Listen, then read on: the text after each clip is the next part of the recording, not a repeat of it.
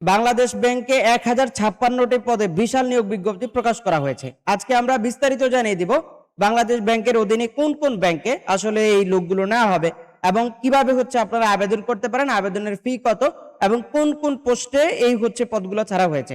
আপনারা আমাদের পুরো ভিডিও জুড়ে আমাদের সঙ্গে থাকতে হবে, তাহলে আপনারা বিস্তারিত জানতে পারবেন। এবং আপনাদেরকে বলবো, আপনারা যারা আমাদের চ্যানেলে এখনো নতুন, অবশ্যই চ্যানেলটিকে সাবস্ক্রাইব করতে হবে। আর যারা অলরেডি করেছেন, আপনাদেরকে ধন্যবাদ জানিয়ে আমরা মূল ভিডিওতে চলে যাব।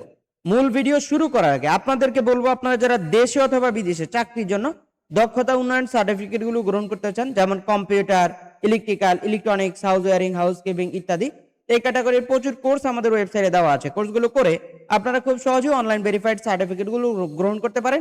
সেজন্য স্ক্রিনে দেওয়া হোয়াটসঅ্যাপ নাম্বার অথবা ওয়েবসাইট ভিজিট করতে পারেন।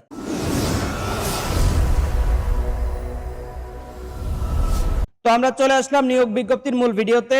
ব্যাংকার্স সিলেকশন কমিটির তত্ত্বাবধানে 9টি ব্যাংকে ও 2টি আর্থিক প্রতিষ্ঠানে সমন্বিতভাবে প্রতিযোগিতামূলক পরীক্ষার মাধ্যমে নিম্ন বর্ণিত শূন্য পদসমূহে পূরণের লক্ষ্যে প্রকৃত বাংলাদেশি নাগরিকদের নিকট হতে অনলাইনে দরখাস্ত আহ্বান করা যাচ্ছে। তা আমরা যদি এখানে শিরোনামটা দেখি, পদের নাম হচ্ছে সিনিয়র অফিসার সাধারণ। জব আইডি দেখতে পাচ্ছি 26/10/1। আবেদন ফি প্রদানের সময় নির্ধারিত স্থানে ব্যবহার করতে হবে।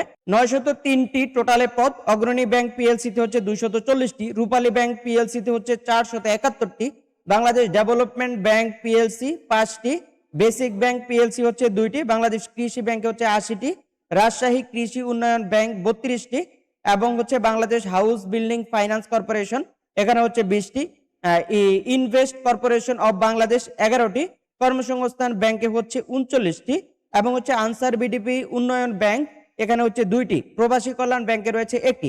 সর্বমোট আমরা দেখেছি 1056 এবং নিচে অন্যান্য রয়েছে। বেতন স্কেল জাতীয় বেতন স্কেল 2015 এর টাকা 22,000 থেকে শুরু করে 53,000 পর্যন্ত এবং তৎসহ নিয়ম অনুযায়ী প্রদেয় অন্যান্য সুবিধা পাবেন। এখানে দেখতে পাচ্ছি শিক্ষাগত যোগ্যতা, স্বীকৃত বিশ্ববিদ্যালয় হতে যে কোনো বিষয়ে স্নাতকোত্তর ডিগ্রি অথবা 4 বছর মেয়াদী স্নাতক ডিগ্রি সম্মান ডিগ্রি থাকতে হবে। মাধ্যমিক স্কুল সার্টিফিকেট অথবা সমমান এবং তদূর্ধ্ব পর্যায়ে পরীক্ষা সমূহের ন্যূনতম 2টিতে প্রথম বিভাগ শ্রেণী থাকতে হবে। গ্রেডিং পদ্ধতির ফলাফলের ক্ষেত্রে সরকারি নীতিমালা প্রযোজ্য হবে। কোন পর্যায়ে তৃতীয় বিভাগ শ্রেণী গ্রহণযোগ্য হবে না। গ্রেডিং পদ্ধতিতে প্রকাশিত ফলাফলের ক্ষেত্রে শিক্ষা মন্ত্রণালয় 2/6/2009 ও 2/3/2010 তারিখের প্রজ্ঞাপন এই স্মারক অনুযায়ী বর্তমান প্রচলিত জিপিএ বা ক্ষেত্র জিপিএ এর বিপরীতে পূর্বে প্রথম ও দ্বিতীয় বিভাগ শ্রেণী নিম্নরূপ নির্ধারিত করা হলো। আপনারা এই মানটা আপনারা দেখে নিতে হবে। অনুমোদিত বিশ্ববিদ্যালয় কর্তৃক প্রদত্ত জিপিএ এর ক্ষেত্রে আপনারা এটাও মানটা দেখে নেবেন।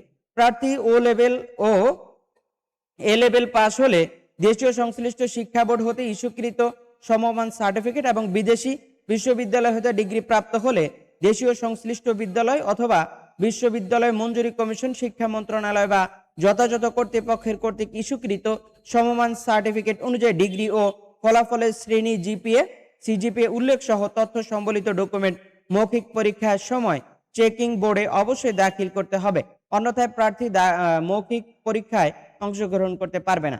বয়স সীমা আমরা দেখতে পাচ্ছি 1/4/2026 তারিখে সকল প্রার্থীর ক্ষেত্রে সর্বনিম্ন 21 বছর এবং সর্বোচ্চ 32 বছর বয়স থাকতে হবে।